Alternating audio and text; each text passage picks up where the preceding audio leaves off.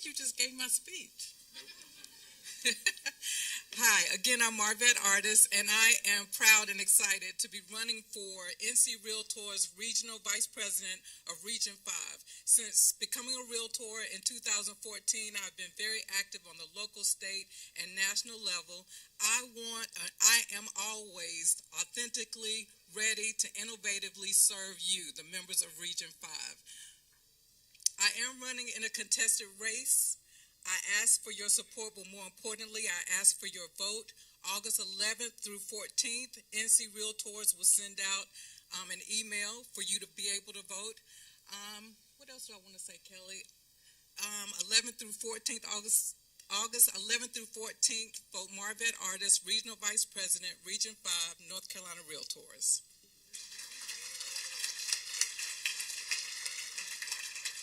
I always like it when someone asks me what it is that they're thinking. It's kind of like when my wife, I came home one day and I asked how she was doing. She said, fine. I said, you know, you don't sound fine. She said, you know what, I'm not fine. I said, well, what seems to be the problem? And she said, you just should know. I said, really? I just should know. She said, yes, you just should know. And I said, look, we've been married a long time. We dated 4.5 years before that. But I have to confess, I've not been entirely honest with you during our relationship. And that is, I inherited a genetic disposition from my father. And that is, I really suck when it comes to reading minds. So unless you tell me what the problem is, I'm not going to be able to figure it out. Like I said, I suck when it comes to reading minds. So Marvette, I'm glad you finished your thought. I do want to say something about Marvette. So Region 5 encompasses really the central part of North Carolina. There's not a better representative and a better candidate than Marvette to be able to fulfill the position and actually represent you here in this room. The fact that all you are here in this room today, which is the mayor's panel, you understand the importance of local versus national and, of course, federal. We always talk about, from a political standpoint, what happens here locally matters more than what it does on a national level. And the mayor certainly will be talking about that today, and we're so fortunate to have the great representation we have here locally. And what I'd encourage you to do is please vote for Marvette, again, our local representative, when it comes out in August. Thank you very much.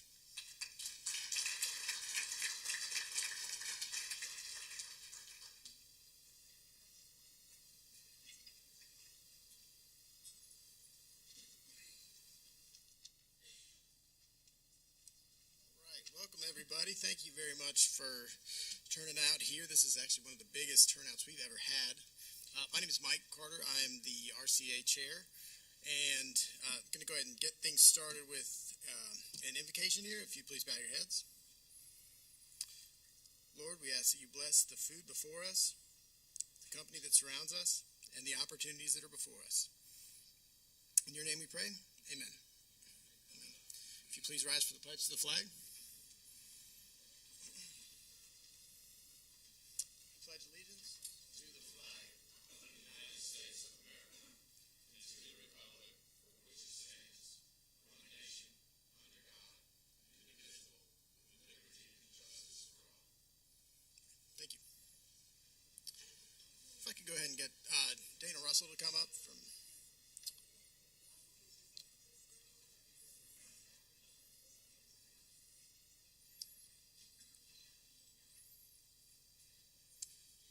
Here is the IREM Chapter 56 president, and this meeting is a joint effort by the RCA and IREM. So, Dan, if you want to say a few words.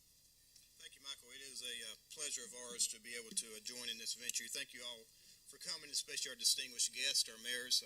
We welcome each and every one of you today. IREM, I am Dana Russell, as Michael says, acting president for the local IREM chapter. We have 3 chapters in North Carolina, and roughly we have 200 members in this area, and we're proud of that. IREM is celebrating their 90th year in existence, and we are essentially, IREM is an international institute with the learning, certifications, and network that property managers need to take on real estate management's most dynamic challenges. And if you've been in this industry long enough, you know it is challenging. And we feel that IREM is in a place to provide the strategic training certifications that you may need or value. And so we just, if you have any interest in IREM, please, you can reach out to me today or go to our website and we would love to partner with you. We do have a couple of events coming up that I would like to highlight. September 17th, we are doing Social Media 2.0. We've had 1.0 last year, but Social Media 2.0, we know social media is always changing, and so we have a great speaker coming in that is in that industry that I believe you will find very helpful for you and your industry. And then on September 26th, we have our golf tournament at Top Golf.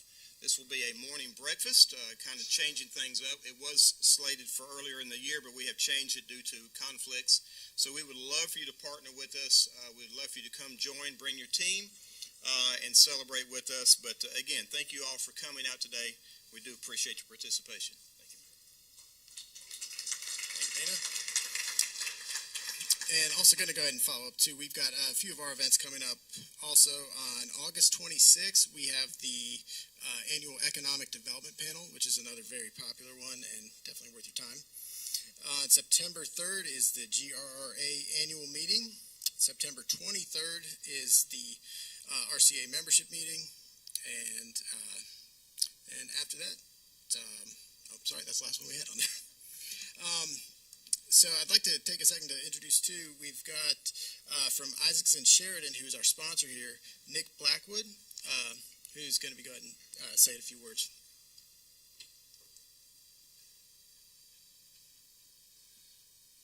Thanks, Mike. Appreciate the opportunity to share a little bit about our law firm with you all.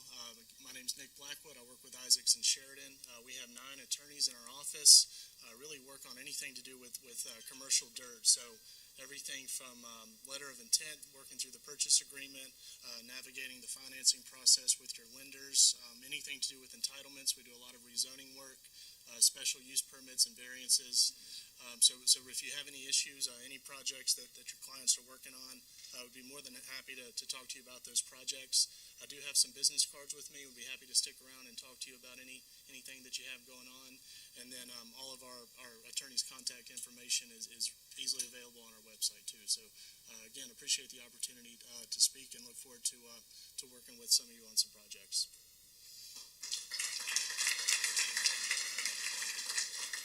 Thank you, Nick. All right, then.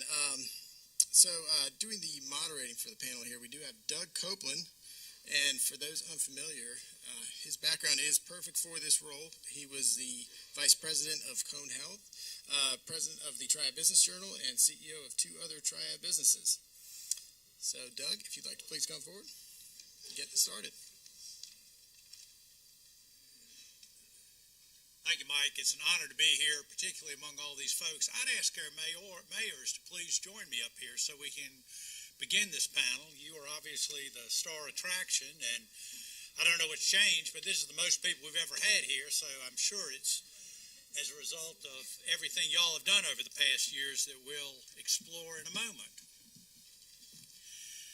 But on behalf of the Triad Commercial, the Realtor Commercial Alliance, REM, and the Greensboro Realtors Association, I want to just welcome you again, as Mike did earlier.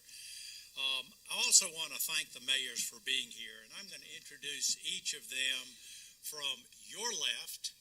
Nancy Vaughn, Mayor Joines from Winston-Salem, Mayor Jefferson from High Point, and Mayor Butler from Burlington.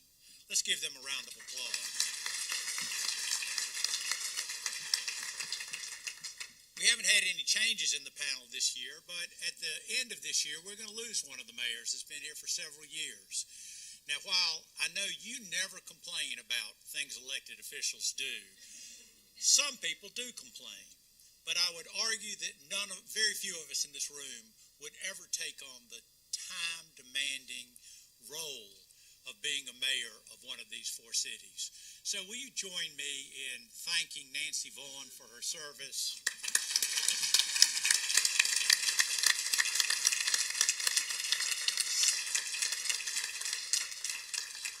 I've done this panel a number of years, and each year I get to say, boy, we've had more growth. Things are better. And Bob Lewis, I hope you let me keep doing this, because as it gets better every year, I like being up here better every year. So anyway, but we do gather right now at a time of unprecedented growth. for years, I don't know about y'all, but I've heard over and over Charlotte and Raleigh envy that we've had. I love talking to my business colleagues from Charlotte and Raleigh now because there's a new term, and it's called triad envy. They wonder what the secret sauce is, and as you well know, there is no secret sauce. It's just hard work over a number of years. But I really like that new term. But I will also say thanks to those on whose shoulders we stand. I would argue that the triad is much better prepared for the growth we're experiencing than Raleigh or Charlotte were. And all you have to do is drive in one of those cities, and you understand transportation, which is critical in North Carolina, is one of those folks. And while there are many, many people on whose shoulders we stand, I will mention one, Doug Gallion, the former chairman of the North Carolina Department of Transportation, who really probably gave the triad more than we deserved, but we're not going to go back and look at that. His son is here today, and as I indicated, there are lots of folks on whose shoulders we stand. And as we've been fortunate to have this success, it brings with it a number of issues. And so we're going to now explore those issues with the mayors to have a better understanding of what we're doing and what the future looks like, both in terms of our challenges and our opportunities. So I'll begin our questions, mayors. This is a two-part question, so please note both parts, and if you'll answer both parts. It's two sides of the same coin. All across our region, as I've indicated, we're experiencing great success in economic development, in attracting companies to each of your communities. First part, what are you doing to keep your foot on the gas so we can continue that success? The second part is, what are the barriers to continued success, long-term success? What are the issues that we face that might be, in some ways, a challenge to overcome, and how are you addressing those? So if you will, what are we doing to accentuate the positive, and what are we doing to address those barriers? Mayor Vaughn, I'll start with you. Thank you. This really is an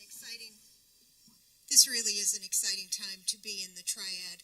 I'm going to borrow Alan's phrase that he said Winston was a 20-year overnight success, and I'm happy to say we've joined that club. So really the growth that we have seen in the last couple of years is really astounding. But I will tell you, it's something that we have planned for. We're very selective on where we put our water and sewer, our road transportation. Another person who we stand on their shoulders is Jim Melvin. He continues to leave a legacy for Greensboro and Guilford County, and if it wasn't for him, we would not have had the Greensboro-Randolph megasite.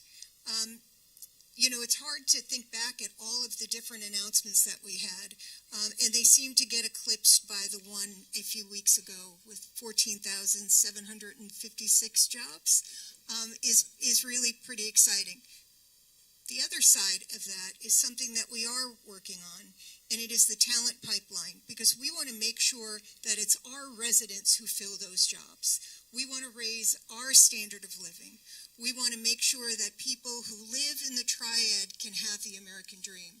So we are looking at customized training with our local community colleges. That's very important. GTCC is offering classes that are free of charge, and working also with our school system on what they can do to encourage kids to look at these different types of jobs, whether it's automated when it comes to Toyota, Boom, Jet Zero. So that is something that's really important. Our city manager is here.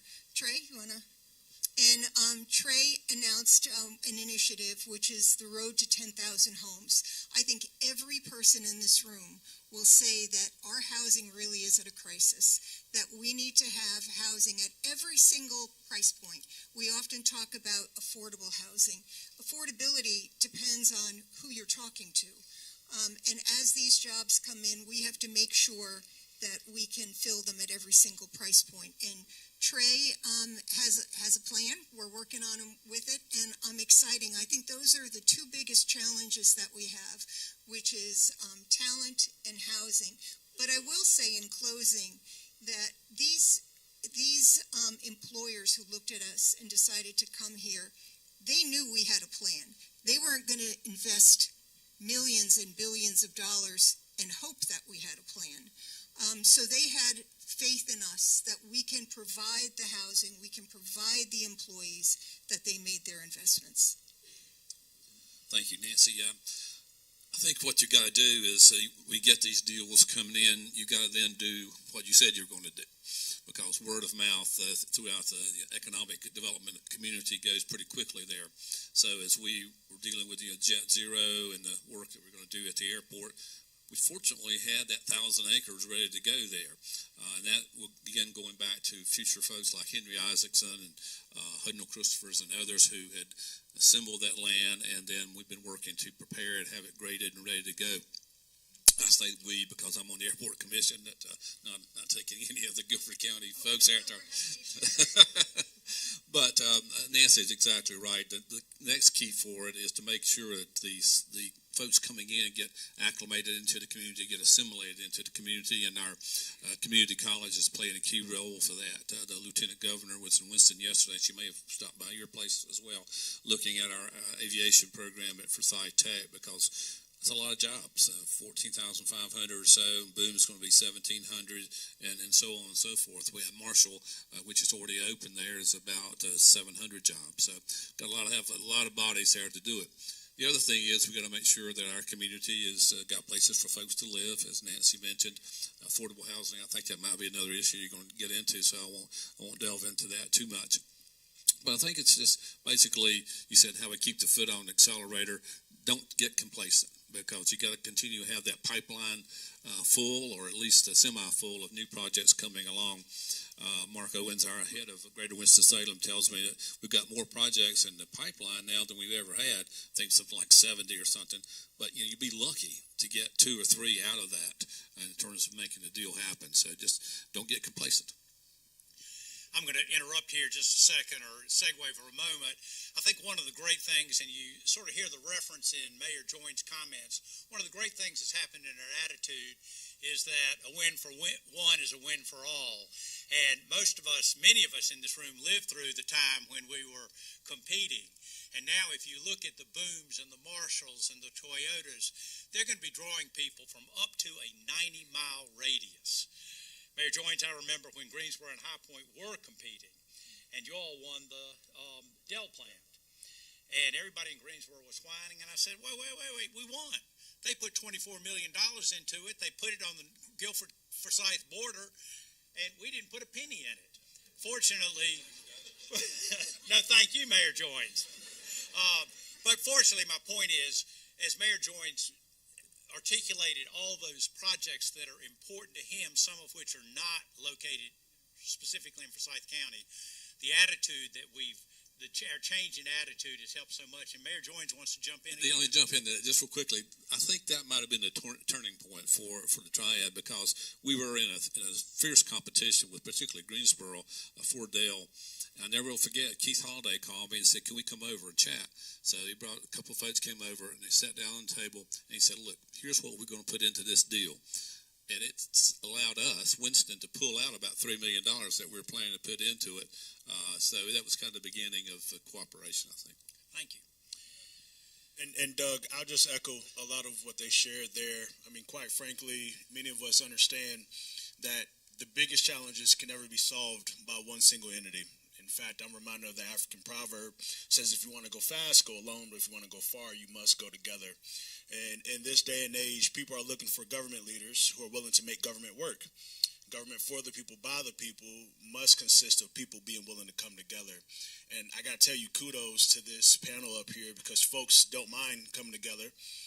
As the new mayor last year, and now in my second year, I get to haze somebody. I mean, I get to help onboard someone else when they get elected into Nancy's seat, in the same way that they haze/onboarded me, right? And but it's a great sort of gathering up here and the way that we work together, the way our staff works together, the way private sector works with public sector. I think so many folks are recognizing that truly this is not a zero-sum game. This isn't pie, right? This is a way in which if we can contribute, then we all grow in myriad ways. You asked the question, what are the challenges, right? As we segued, I think you've answered the first half of that question. How do we continue our what are the challenges? So what are the barriers to success from your community? I think looking around the corner is going to be critical. I think that we're having conversations about how to fulfill aviation jobs, and we'll keep doing that. My alma mater, Andrews High School, has a state-of-the-art magnet school. It's called the Aviation Academy there, and we love it, and we continue to support it. But somehow we've got to look around the corner here to see what's happening, for example, with artificial intelligence. I know this stuff somehow sounds a little scary, but bear with me on it. There is an estimation that your frontline white-collar workers will be replaced, and some percentages are pretty significant. 10 to 15% of that workforce in white-collar will be replaced because of what AI offers.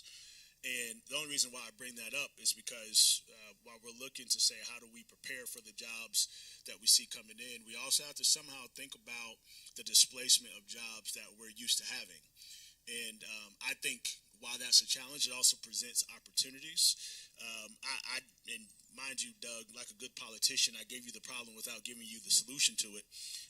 So I'm letting you know we got to all work together to figure that out. But I still have confidence that somehow we are going to navigate it. I'm not afraid of what AI brings. I think most of us in here probably leverage AI on a daily basis. Us figuring out as a community where we sit in that, I think, may give us a competitive advantage compared to other regions. And we've shown that we can do that before. How we collaborate is how we innovate, is how we get ahead. So that, to me, is the answer, Doug. Well, Mayor Butler, you had the longest to think about this, so we expect the best answer from you. What's left? You know, all of those answers are exactly right, and collaboration is the key. We don't talk, the four of us do not talk daily, but we talk if we need to, and we talk when we need to. But most importantly, our staffs are engaged daily, and I think that's the most important thing. Infrastructure and planning is going to be really, really important. You know, our state's experienced natural disasters that have drained some monies that would normally come into our area and go into western North Carolina, justifiably so. And we all have participated in that even at the local level. But we're going to have to figure out how to go it on our own a little bit. And I think that's an important caveat to how we move forward.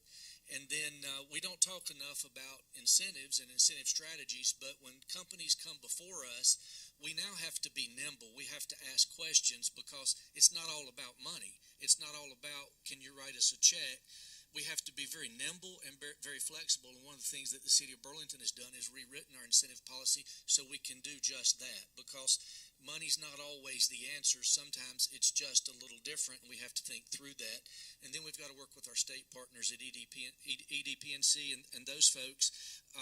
But things like public safety is important. You know, having a fully staffed police department, which we're proud of in the city of Burlington, that matters. That makes people want to come to your area. And then investing in things for people to do. In the city of Burlington, we've invested in an entertainment complex. We just opened a 17-court pickleball facility. We're in the middle of spending $25 million downtown with the new Paramount. We've got a sportsplex in the planning stages right now. So as we're thinking about attracting business, we got to also think about attracting people to work in those businesses, and then what are they going to do and how safe are they going to be? And I think it's looking at the whole gambit of that, and that's going to be really important. And I have the pleasure, the honor of serving on the Board of Trustees for Alamance Community College, and everybody up here spoken about community colleges, but workforce development is critical, and it is literally the community college system has to be more flexible, and they have to be more ears to the ground and seeing what needs to be done and being nimble about creating programs for people. And fortunately, in the state of North Carolina, we've got a great community college system, and we're all beneficiaries of that here. Thank you, Mayor. Don't let the microphone go down. We're going to take up another topic now. We're going to talk about homelessness in a second, but let's go to housing for a second. As has been already indicated somewhat, our success brings with it a different set of needs, and those needs being housing. what are you, your council, and administrative employees doing to provide adequate housing, both for the growing workforce needs and affordable housing for lower income citizens? If you will, give us some specifics on what you see as the problem in your community, some specifics about what you're doing, and as I indicated, we'll get to the homelessness issue in just a moment. Well, one of the key things, and we started talking about this particular subject many years ago, and affordable housing in nature, if I ask everybody in this room to define affordable housing, what it meant, we would get 20 different definitions. So we hired a company to come in and really identify what does affordable housing mean for the city of Burlington and into our ETJ and into the county, so that we can better understand exactly what does that mean and where can we have the biggest impact on it. So we now feel like we've drilled down and got the target into where it kind of can be a bullseye, so to speak. The other thing is we've participated in a housing consortium with Greensboro for decades, and we pulled out on our own for the mutual benefit of both of us and created another consortium with Caswell, Chatham, Alamance, Randolph, and Davidson, so that we can leverage HUD monies to bring more federal dollars into our communities to assist with affordable housing. And then thinking outside of the box a little bit, we just had a ribbon cutting this morning with the Good Homes Project that took a hotel that was it was operating, but maybe not at the standard that we'd like to see, and they turned that into studio apartments, so that those people in the workforce and those people that were maybe just getting out of school and moving into our area for jobs at LabCorp or somewhere else could afford the rent, somewhere around $1,000, $1,100 a month, which is a lot of money. But still, that's a lot better than the $1,800 or $2,000 or $2,200. And I have two boys that live in Raleigh, and I can tell you what rent deprived really means in talking to them. They're not off the payroll yet. So all of those things really matter. And then we have to look at what are our housing standards. In other words, what do we have in our Unified Development Ordinances? What burdens are we putting on developers that cost more money, which is going to create more rent?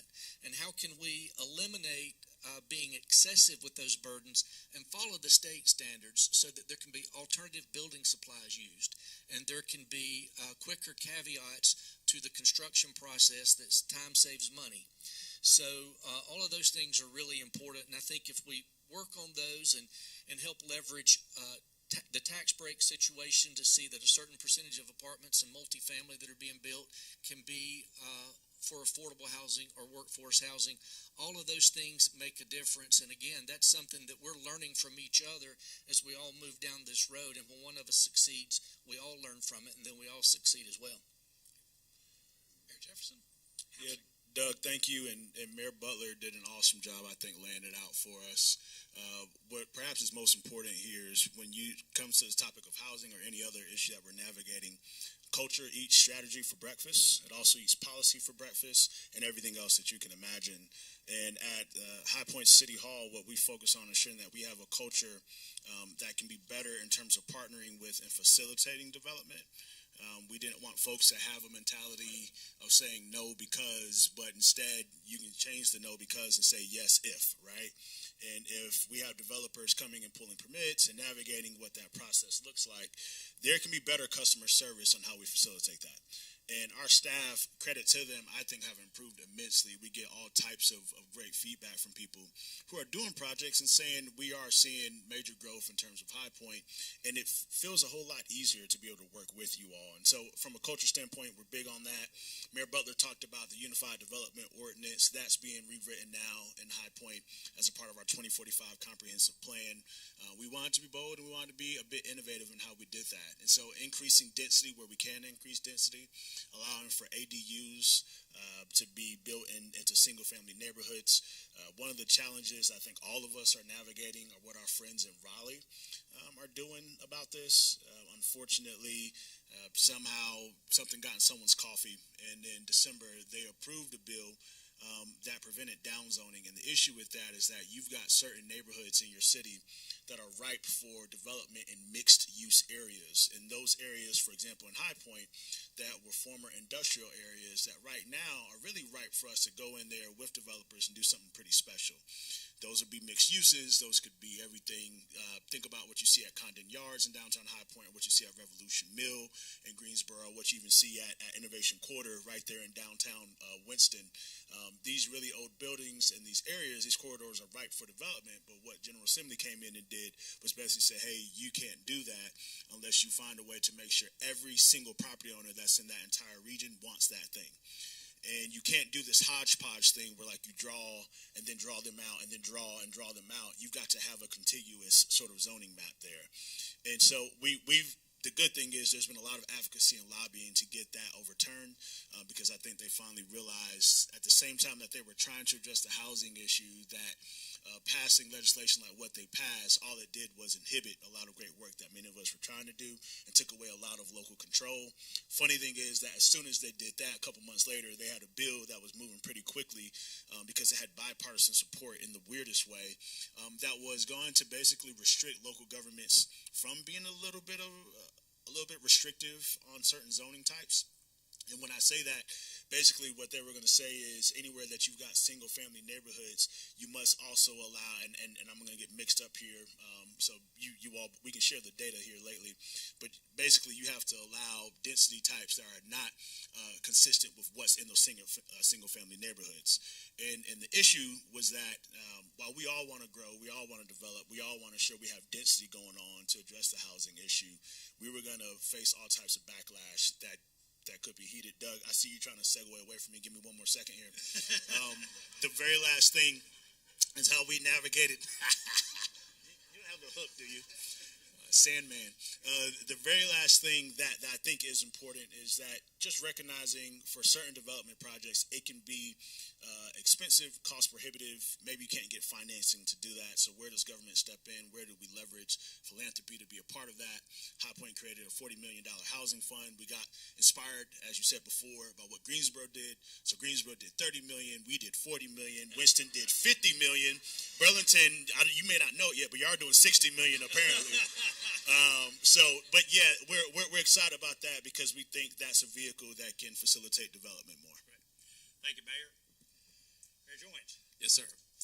I think the mayors up here would agree that you could go to just about any town or city and probably in the U.S. and talk to the mayor, and they would say affordable housing, workplace housing is an issue for them, and we're part of that game as well.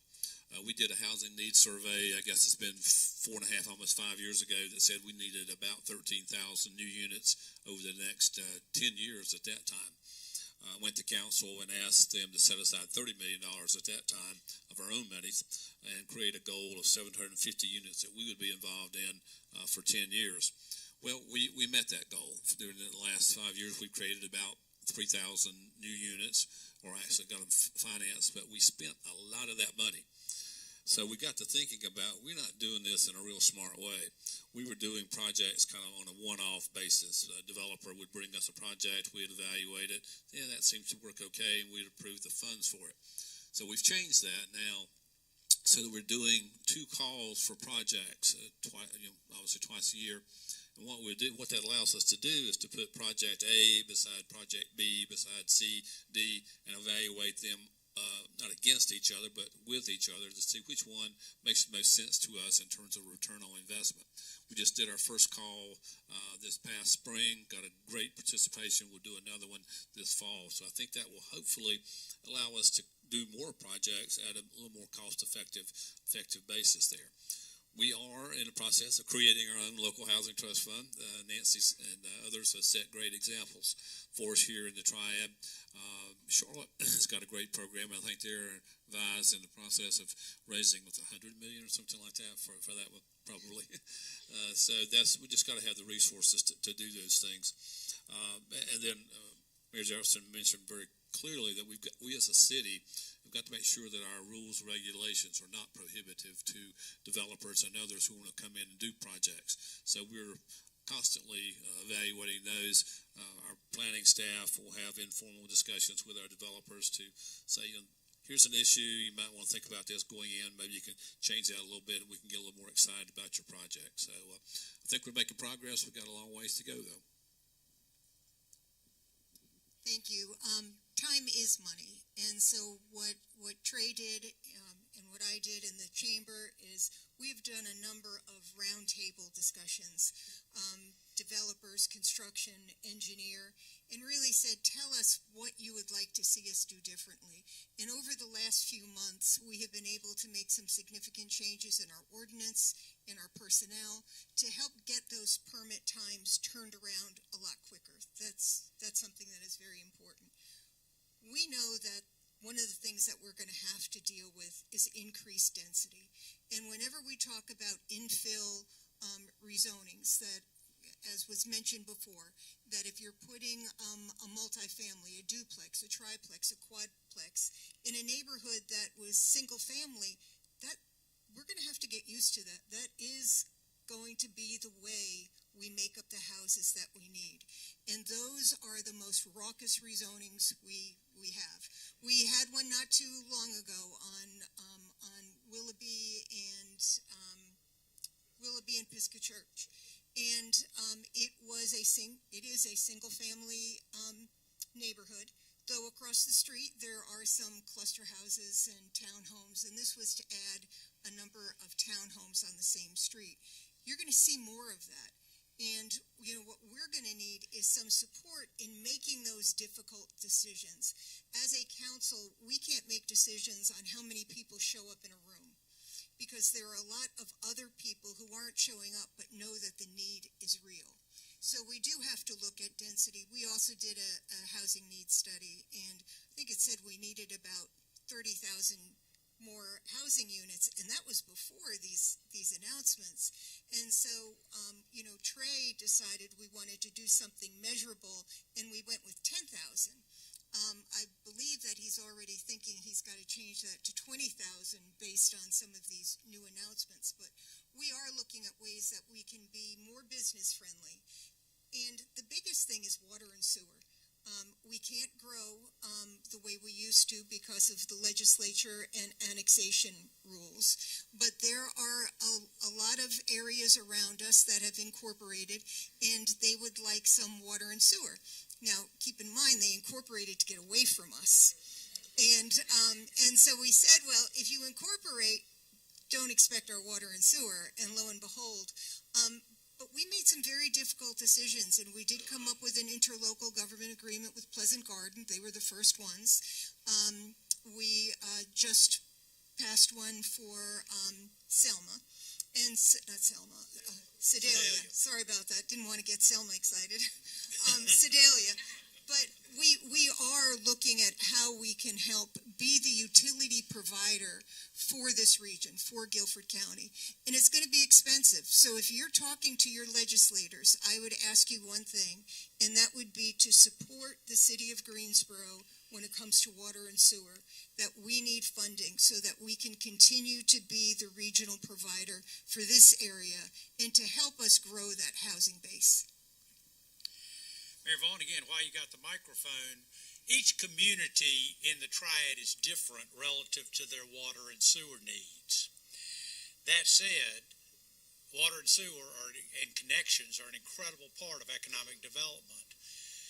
Mayor, if you'll each speak about what you think your current and upcoming water and sewer needs are and what you're doing to address those.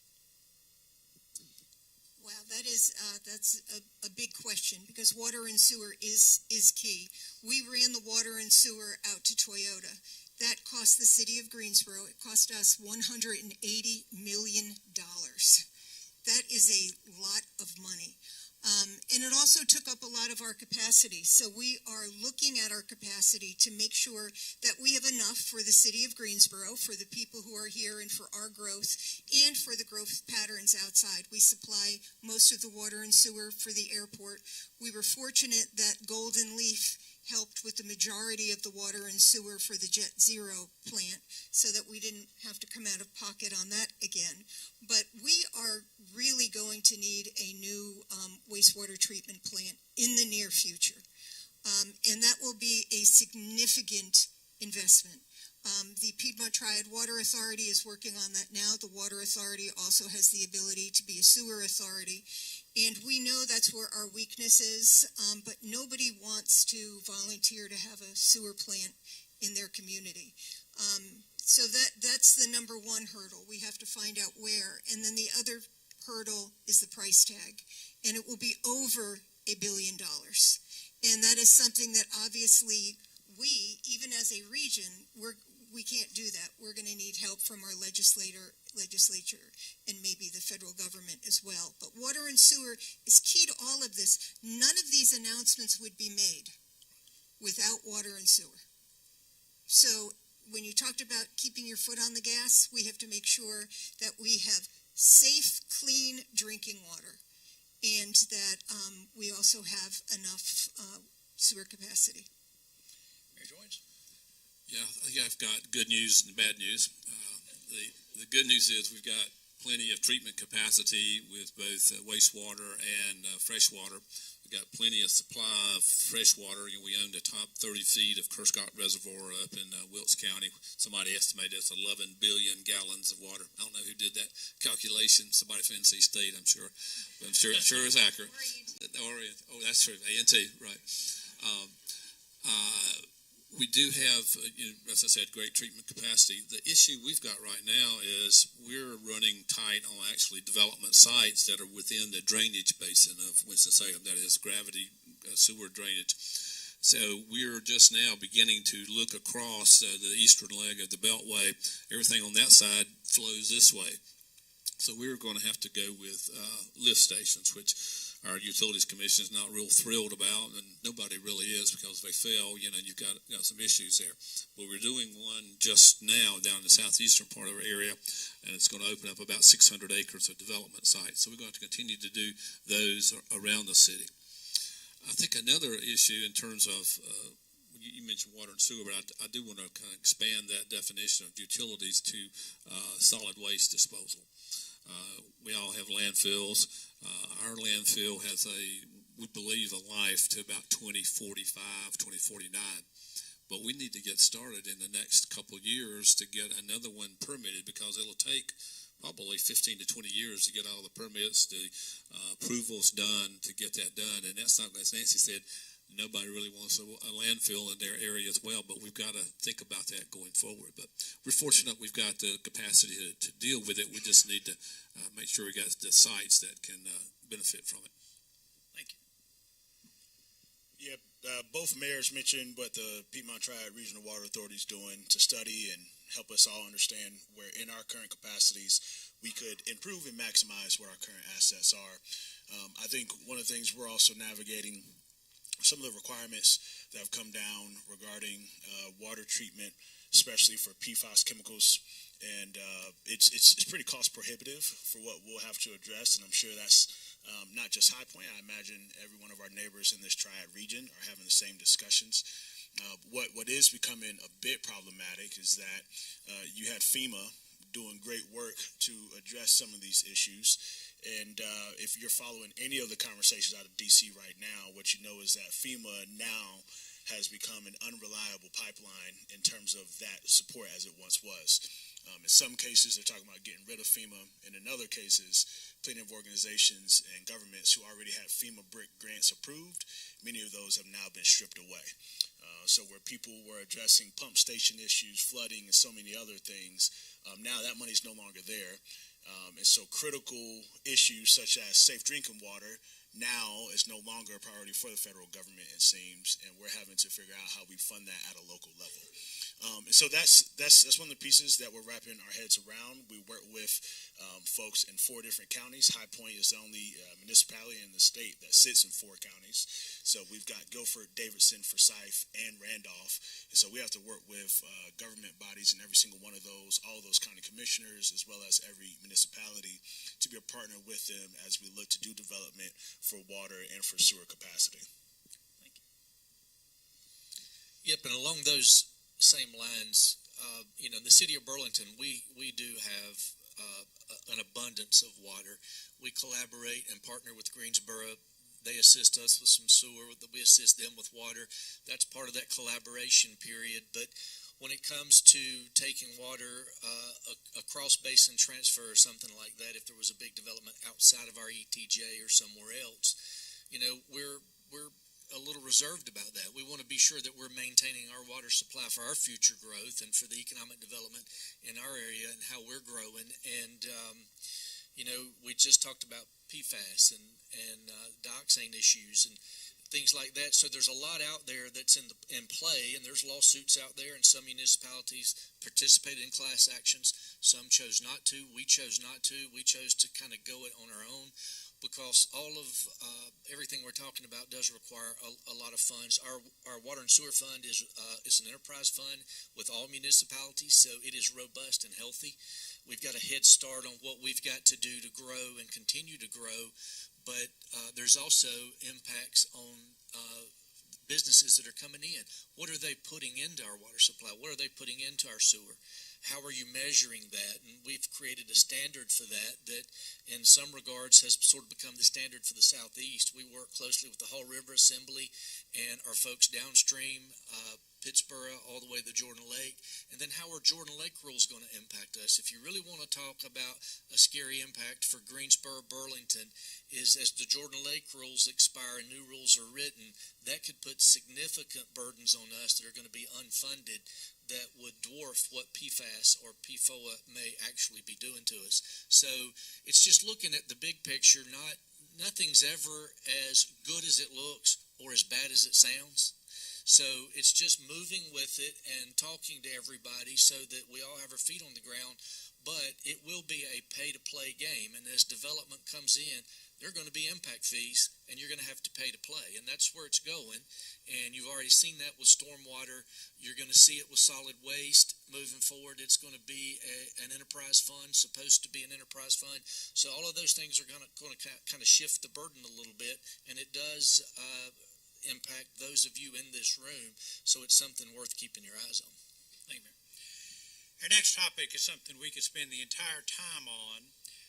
But we're about halfway through the issues we'd like to discuss, and we're 3/4 of the way through our time. So I'm not a great math guy, but I think we're going to try to speed it up a little. Homelessness is both a human issue and an economic development issue, and everybody in this room knows both are significant. So, Mayor Butler, I'll start with you. If you'll talk about what actions, sort of give a 1 or 2 sentence description of the problem in your community, and specifically what you're doing to address it, because we all know it's a problem, so you don't have to go through that, if you will. Mayor? Absolutely. So we do have pockets in the city of Burlington that does experience transit and homelessness and the like, and all municipalities are the same. The one thing I'll tell you is the realities of that is now it is largely a mental health issue, and that's the difficult thing for everyone to deal with. And there's just not a lot of resources, nor federal nor state and even municipal, on how do you deal with that and what organizations are capable of assisting with that. So one of the things that we've looked at is to create some zoning that will allow nonprofits to come in and create temporary facilities, not really a homeless shelter, but a way to take these individuals in to give them some relief from the burden of being homeless. It is very difficult you've got a consumer base out there and the people in your municipality that don't want to see it. They don't want to see it at all. But then we've got law enforcement, they go out and they see a little bit different story when they start talking to these people. It humanizes things really, really well. So I don't know that anyone has a clear answer to that, but the reality of it is we're all dealing with it, and how we choose to craft caveats for those that are willing to assume the burden, whether it be nonprofits or other agencies. We have got to facilitate them, because municipalities will never have the answer. That's one that definitely needs federal assistance federal help, and even help from the state, because it is largely mental health. Mayor Butler, I appreciate you highlighting the humanity in it all. I think sometimes that gets lost as we talk about the issue, having the sort of empathy and compassion that we never want to trade places and have to be in that situation. And I think the assumption is many of us make decisions that will never put us in that situation, and so therefore we can justify maybe sometimes the way we treat other people. So I appreciate the humanity side of it, because I think that's huge. Mental health, I could echo that over and over again, what our police department is doing to hire and have on staff non-sworn positions to address mental health. So that way when they get calls via 911, we don't have to send officers every time. A lot of times we're sending mental health personnel. What we're also thinking about is that ultimately a person's pathway to go from being homeless to being sheltered and stable and so many other things, what are the boxes that need to be checked on that path? So do we have the job training? Do we have the housing supply? And even more than that, what does our cost of living look like? Are we doing what's necessary to look at the cost of living in the city of High Point to make it where a person can navigate and traverse our city through our transit, through our housing, through social services, and so many other things, and that we can make it feel more comprehensive. We can facilitate a better pathway for them out of homelessness. And as we think about that, it's not us looking to give them fish, as the old adage talks about, but and somehow empower them to where they feel like the water has plenty of fish for them as well. And so High Point's been navigating this, been doing it in partnership with our folks over in Greensboro, and we've got this Guilford County Homelessness Task Force, and credit to everyone who's been involved in that, the commissioners as well. We've been locked in now, I'd say, Mayor Vaughn, for the past, it feels like 2 years almost, of us really trying to dig into this. There's been a lot of collaboration, funding going into similar pots. There's a project that hopefully soon, I don't think, Mayor Vaughn, we've announced it yet, but a really big collaborative project that we'll be able to tell everyone about here soon. Thank you. I guess about 13 years ago, we created a task force called to create a 10-year plan to end chronic homelessness. Chronic homelessness is defined as someone who's been homeless for a year or in and out of the system for 2 years. The group came forward with a really good set of recommendations. We implemented most of those, and we were able to reduce chronic homelessness by 92%, which was pretty amazing. Then all of a sudden, COVID came along, and we slid back to about 50% reduction there. And I said, well, why can't we get these folks taken care of? We know how to do it. It's a rapid rehousing thing. And they said, Mayor, we just don't have the units anymore to put them in, because we work very closely with the realtors there and with others to provide, and our housing authority for vouchers and so on to get folks into the housing. So it's a problem right now, just supply, as you all know, probably better than me, of the lack of housing units that are available at an affordable rate there. We also had to deal with the skeptics who said, you don't really need to be doing that. But Doug, you said it just right. It is a moral issue, but it is an economic issue. Homelessness causes increases in visits to the emergency room, increases in police reactions and fires and things of that nature. So we're retooling, but started slowly making progress. But we just got to get more units, because we know how to deal with it. Thank you. One way to keep people from being homeless is to keep them in their homes. And so the City of Greensboro and Guilford County, we have funded an eviction diversion program, which is really important so that we don't get into people who become chronically homeless. And the eviction diversion program has been on for about the last 3 years, and it is extremely successful. We fund a number of programs such as the Interactive Resource Center, the Greensboro Urban Ministry, and the Servant Center. While we don't do shelters, we do help fund people who shelter people. They know how to do it better than we do. But we do have, we work with the IRC on our pallet homes, and they are very small units, but we've been very successful.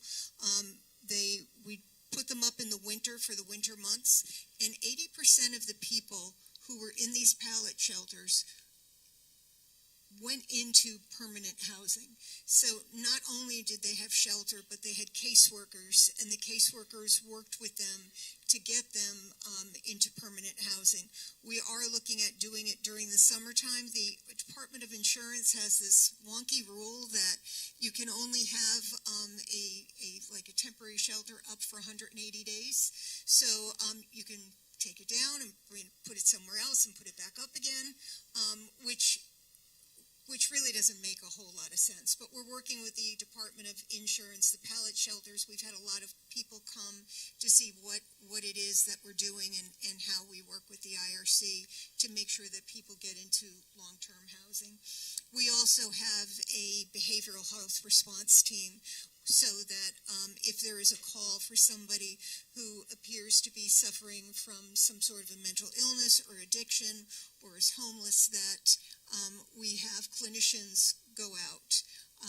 They don't need additional police officers at that point. And that also has worked well for the police officers, because that's not what they want to do. They're not trained for that. They know they shouldn't be responding to those calls. So it has been extremely well received by our police department. And then kudos to the county for doing the Guilford County Homeless Task Force. And Mayor Jefferson, Chairman Alston, and I are tri-chairs. And we have been doing it about at least 2 years, but we had a great meeting yesterday and talked about coordinated entry and getting everybody on the same page. And I think you'll really see a difference in the next few months how homeless services are provided. Thank you. Each year as we do this, I reach out to builders, developers, realtors, etc. And one of the issues I always get is the issue of regulation and permitting and approvals. And the builders and developers tell me it's a mess.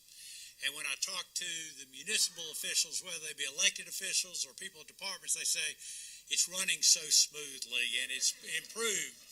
Well, as you well know, there's probably some of both.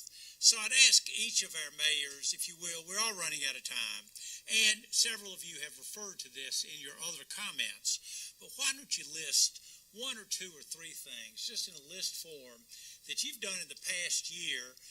Nancy, in your earlier comments, you had a specific.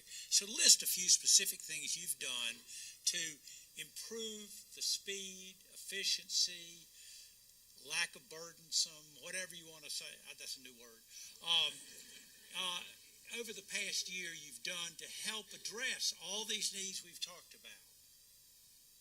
So in addition to having these roundtables, and we don't want people to meet just for the sake of meeting, we do report out later to show things that we've instituted. One thing that I think all cities are experiencing, that projects are becoming much more complicated and they're bigger. So it's important that I believe our inspections and engineering folks, that they actually go out and meet with the builder on site to see what it is. Take a field trip so they can learn how it is in actuality. And I'll give you one brief example. Love our fire department. They're the best. Sometimes they're a little hard when it comes to permitting, but we don't want to do anything that would jeopardize life and safety. But the Science Center is building a biodome. A biodome is a rainforest. And so initially the fire department wanted them to sprinkle the rainforest. But they were able to go out and meet with the Science Center and to see their model and to understand it better, to look at what the walls were going to be made out of. And they were like, okay, so we don't really need to sprinkle a rainforest. But so that is just one example of ways that our inspectors are going onto the site to better learn the projects, to get to yes. Somebody said it earlier, we want people to come from the position of yes, not from no. And I think those site visits help. We had a similar situation with our Caladium downtown. On the top roof of it is a big wooden play structure. That's the Children's Museum. Children's Museum, sorry, it's a combination of Nature Science Center and our Children's Museum at the Caladium. Our fire department wanted to have that sprinkled. and we finally had several discussions, meetings, and I think we compromised on a treatment of the wooden product there. And I'm like Nancy, we certainly want the fire department to make sure we're doing things safely in that regard. The other thing is continued listening to the development community. We hold roundtable discussions, invite developers to come in and present projects early on in the development process so that they can get feedback and maybe adjust their plans quickly before they're submitted, so that we'll speed up the project. And then from my standpoint, my chair and the city council, we continually preach, as Nancy said earlier, time being money, and so hopefully our folks are hearing that.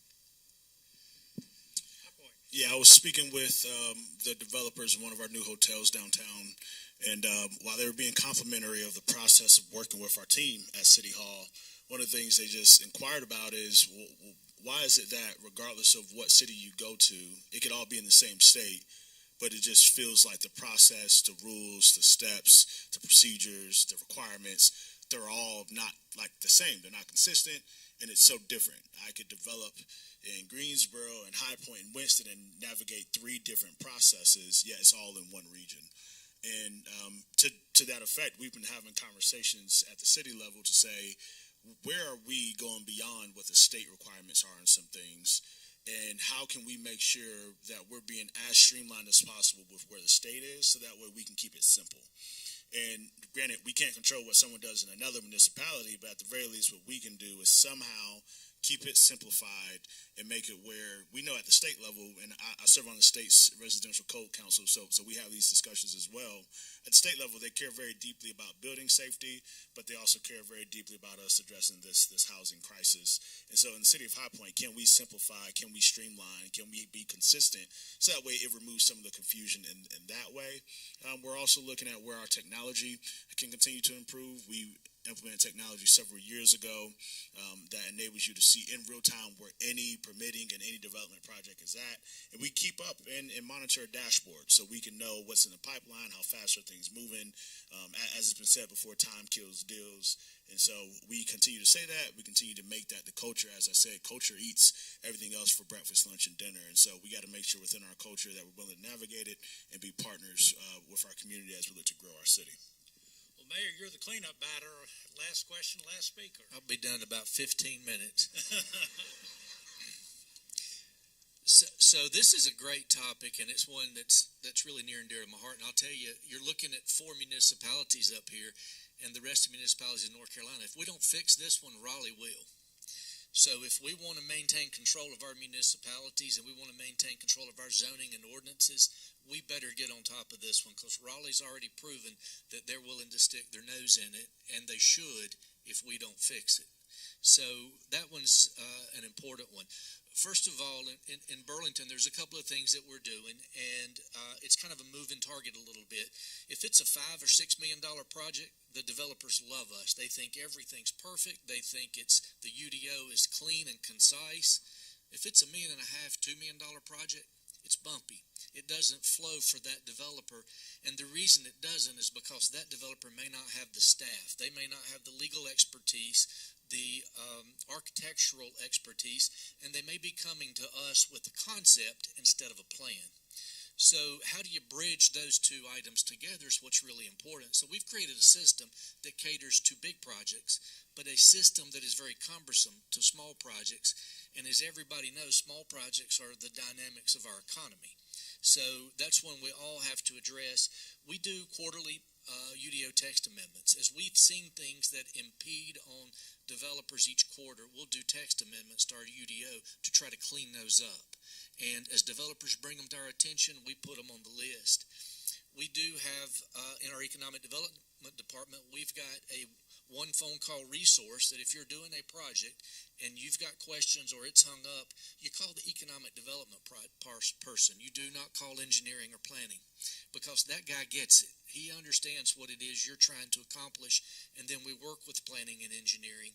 But the key is we all have staffing levels. We've got budget issues, and then there is a skill shortage for planners and engineers. And if one of us gets fully staffed, somebody else is going to pluck one or two from us, and that's just kind of the way it works. And the state of North Carolina is plucking a fair amount right now themselves because of what they need. So we've got to do a better job at just picking up the phone and talking to people and not guiding them to the website. And my cell phone is published on the city's website. The one I carry in my pocket's been going off since we've been here. But that's probably the biggest amount of phone calls I get is from people that are hung up in projects and say, Jim, can you help me with this? And then we drill through it, and it's pretty simple. But we have got to, it's got to be so that a reasonably intelligent 18-year-old can go through the process. Don't make it hard. And we do that. I think the best step would be get rid of the city attorney, and we'd be good. Okay. Well, thank you, Jim, and thank you for keeping your phone on vibrate or mute today. We appreciate that. Before I turn it back to Mike, just a couple of observations. One, thanks to all our panelists, for being here, and we'll wrap that up in just a second.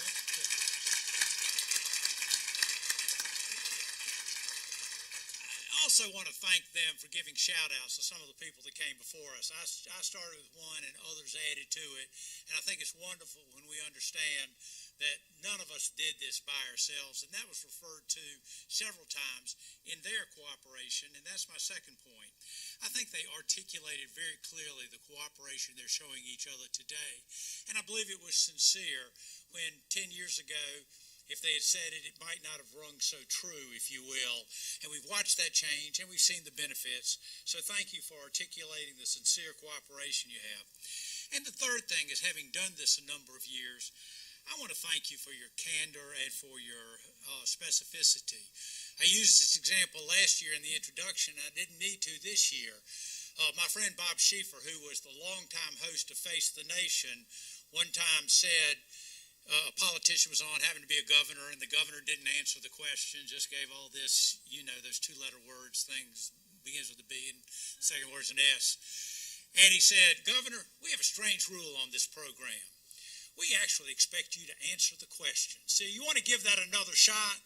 Well, I will tell you this. In my years of doing this, I have never heard as much specificity and candor as today, and I want to thank our panelists for that. Mike, it's all yours now.